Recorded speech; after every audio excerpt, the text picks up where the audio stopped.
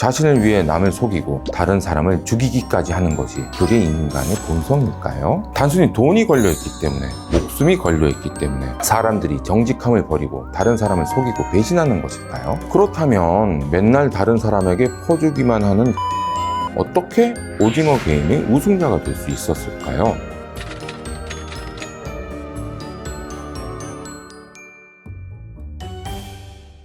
네, 안녕하세요. 정신건강의학과 전문의 정동청입니다. 네, 얼마 전 진료 중에 아주 슬픈 일이 있었습니다. 제가 가장 좋아하는 영화 시리즈가 다니엘 크레이그 주연의 007 시리즈인데요. 환자분께서 진료 중에 갑자기 007 영화의 결말 얘기를 꺼내셨습니다. 007 얘기를 듣는 순간 정신과 의사로서의 자아와 007을 사랑하는 개인으로서의 자아가 충돌했습니다만 장소가 진료실인 만큼 의사로서의 본분을 따를 수밖에 없었습니다. 정신과 의사의 삶이란 이런 게 아닐까요?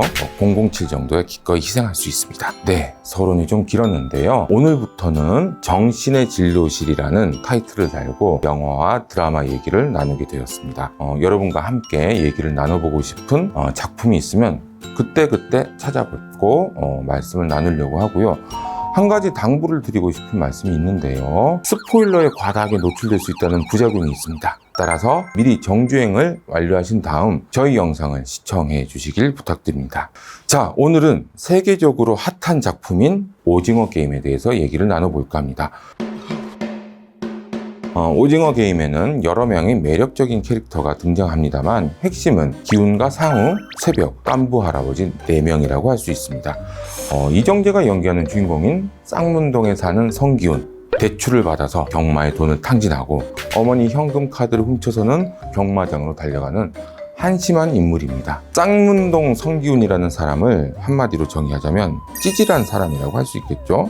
좀 더 좋게 표현하자면 대책 없는 낙관주의자라고 할 수도 있을 겁니다. 도박에 빠져 있다는 것 자체가 그렇지요.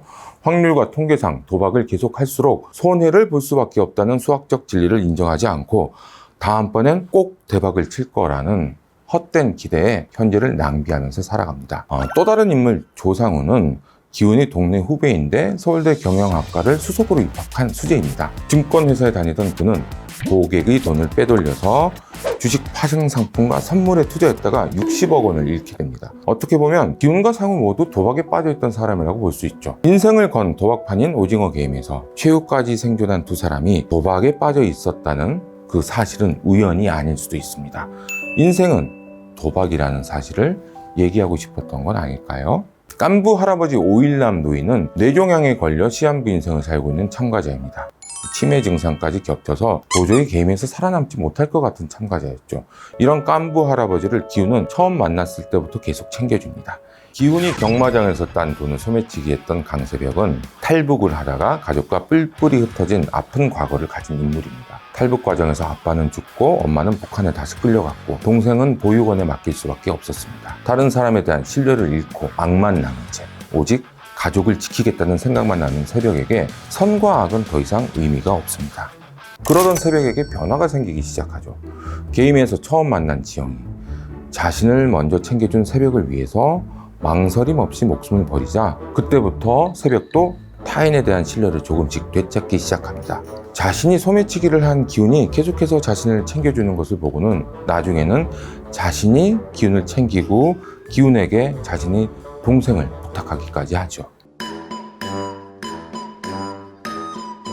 많은 분들이 스토리를 알고 계시겠지만 간단히 정리를 하자면 거액의 빚을 지고 인상이 벼랑 끝까지 몰린 456명의 참가자가 외딴 섬에 모이면서 드라마 오징어 게임이 시작됩니다. 처음에는 참가만 하면 상을 준다고 사람들을 꼬시더니 무궁화 꽃이 피었습니다 게임을 하고 나서는 게임에 탈락한 사람들을 무자비하게 총으로 쏴 죽입니다. 255명이 죽고 201명이 살아남습니다. 완전히 겁에 질린 참가자들은 게임을 그만두길 원하지만 456억이라는 거액의 상금이 걸려있다는 것을 알게 되고는 또 다른 혼란에 빠집니다. 민주적인 투표를 통해 게임을 그만두고 집에 돌아가는 것을 선택하지만 이미 인생의 막다른 골목에 처해 있던 대부분의 참가자들은 다시 돌아와서 게임에 참가하는 것을 선택합니다. 이제 사람들은 456억의 상금을 따기 위해서만이 아니라 죽지 않기 위해서 꼭 이겨야 한다는 사실을 분명히 인식하고 게임을 합니다. 사람들은 생존을 위해 서로 동맹을 맺어야 한다는 걸 깨닫지만 게임이 진행되면서 믿었던 동료를 배신할 수밖에 없는 상황이 발생합니다. 자신을 위해 남을 속이고 다른 사람을 죽이기까지 하는 것이 그게 인간의 본성일까요? 단순히 돈이 걸려있기 때문에, 목숨이 걸려있기 때문에 사람들이 정직함을 버리고 다른 사람을 속이고 배신하는 것일까요? 다른 측면에서 보면 만난 지 얼마 되지도 않은 타인을 위해 자신의 목숨을 희생하는 것이 더 합리적이지 않은 행동이 아닐까요?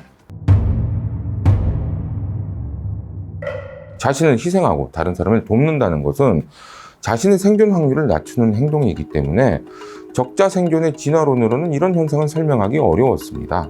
나중에 상호적 이타성 이론이 등장하면서 사람이나 영장류 또는 일부 동물에게서 다른 개체를 돕는 행동이 나타난 이유를 설명했는데요. 남을 돕는 행동이 단기적으로는 자신에게 손해가 될 수가 있지만 상대가 내 행동에 보답을 한다면 장기적으로는 보험에 드는 것처럼 서로의 생존에 이익이 될 수 있기 때문입니다. 옛날에 동네 사람들이 계모임을 했던 것도 이런 측면에서 해석을 할 수 있겠죠. 그런데 사람들이 서로 돕는 행동이 지속되기 위해서는 충족되어야 하는 전제 조건이 한 가지 있습니다. 자신의 베푼 선행이 나중에 자신에게 되돌아올 것이 보장되어야 한다는 점입니다. 오징어 게임에서 처음에는 사람들이 서로 돕고 협력하다가 게임이 진행될수록 서로 배신하고 죽이는 이유도 여기서 찾을 수가 있는 거죠. 우선은 자신의 생존부터 확보하는 것이 합리적인 선택이기 때문입니다. 이런 측면에서 본다면 사람이 타고날 때부터 착하거나 악한 게 아니라 여유가 있을 때는 베풀고 여유가 없을 때는 자신부터 챙기는 게 그게 대부분 사람들의 본성이 아닐까요? 한편 지옥 같은 6가지 게임이 끝난 후 기훈은 오징어 게임의 최종 우승자가 됩니다. 살면서 평생 운이 없었던 기훈이지만 오징어 게임을 할 때는 세상의 모든 기훈이 그를 도와주었죠. 그런데 기훈이 살아남을 수 있었던 걸 단순히 운으로만 돌릴 수 있을까요? 드라마에서 볼 수 있듯 기훈은 생각 없이 살아가지만 아주 착한 마음을 가진 사람입니다. 자신의 돈을 소매치기 한 새벽이도 구해주고 자신을 죽이려고 한 상호의 목숨까지 구해주려고 합니다. 누군가는 기훈의 그런 착한 마음이 보답을 받은 거라고 얘기할 겁니다. 정말일까요? 세상은 착한 사람이 반드시 보답을 받는 그런 곳이기 때문에 기훈이 끝까지 생존할 수 있었던 것일까요? 미시간 대학의 로버트 엑셀러드 교수라는 분이 계시는데 이분은 인간의 협력 행동이 어떻게 진화했는지에 대한 연구로 유명한 분입니다. 두 사람이 서로 협력과 배신을 선택할 수 있는 괴수의 딜레마라는 게임이 있는데 이 게임에서 어떤 전략을 선택하는 것이 개인에게 가장 유리한지 거기에 대해서 연구를 하셨죠. 게임을 한 번만 한다면 배신을 할 때 가장 큰 이익을 남기지만 게임이 여러 번 반복된다면 협력을 하는 것이 상대적으로 더 유리해집니다. 여기서 가장 성공 확률이 높은 전략은 처음에는 상대방에게 무조건 잘해주고 다음부터는 상대방이 나에게 하는 그대로 상대방이 잘해주면 나도 잘해주고 상대방이 배신을 하면 나도 복수를 하고 이런 식으로 대응하다가 가끔 한 번씩 용서를 해주는 방법이라고 합니다. 그렇다면 맨날 다른 사람에게 퍼주기만 하는 기훈이 어떻게 오징어 게임의 우승자가 될 수 있었을까요? 와튼 스쿨의 심리학자 아담 그랜트는 베푸는 사람과 받기만 하는 사람 그리고 주기도 하고 받기도 하는 사람 중 어떤 사람들이 성공하는지에 대해서 연구를 했습니다. 의대생을 대상으로도 연구하고 영업사원들을 대상으로도 연구를 했는데요. 성과가 가장 낮은 사람들은 역시나 남을 챙기기만 하는 사람들이었습니다. 그런데 놀라운 사실은 성과가 가장 높은 사람들 역시 남에게 베푸는 사람들이었다는 것이죠. 다른 사람을 도와주면 자신이 도움을 받을 확률도 높아지기 때문에 기훈이 최종 우승을 하는 것처럼 큰 보답이 돌아올 수도 있는 거죠. 마지막에 밝혀지지만 때와 장소를 가리지 않고 다른 사람을 챙기는 기훈의 오지랖 덕분에 기훈은 자신도 모르는 사이에 게임에서 가장 든든한 후원자를 얻었던 것입니다. 이건 좀 다른 얘기긴 하지만 기훈이 누릴 수 있었던 또 다른 행운은 도덕적 딜레마에 빠지지 않을 수 있었던 점이라고 생각합니다.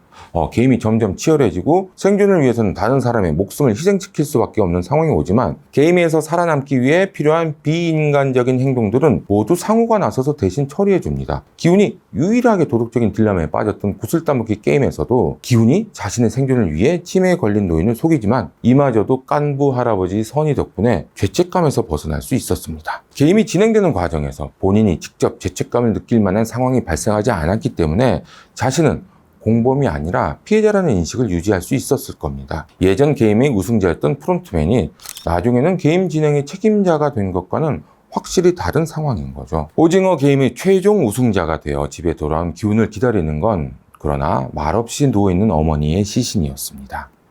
자신이 아끼고 사랑하는 사람 모두 잃은 기훈은 트라우마에서 회복하지 못하고 폐인처럼 살아갑니다. 만약 어머니가 돌아가지 않으셨다면 우승자 기훈의 삶이 달라질 수도 있었을 겁니다. 상금으로 어머니 수술도 시켜드리고 남은 여생을 편안하게 호강시켜드렸을 수도 있었을 겁니다.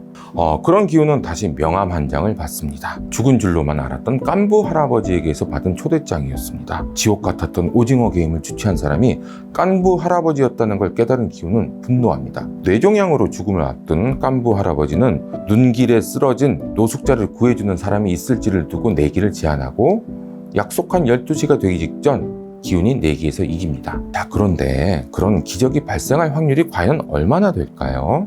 저는 두 사람이 벌인 마지막 게임이 폐인처럼 살고 있던 기훈의 삶의 의욕을 다시 찾아주기 위한 깐부 할아버지의 마지막 선물이었다고 생각합니다. 마지막 장면에서 주인공 기훈은 빨간 머리로 등장합니다. 예전의 기훈과는 다른 새로운 사람으로 태어났다는 상징이겠죠. 그런데 기훈의 빨간 머리는 왠지 어색합니다. 진짜 새로운 사람으로 태어난 것이 맞을까요? 딸을 만나러 미국행 비행기를 타러 가는 주인공은 자신을 오징어 게임에 초대했던 공유와 마주치게 됩니다.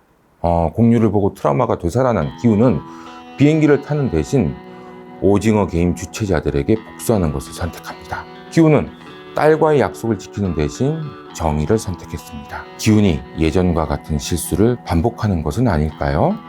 여러분이라면 어떤 선택을 하실까요?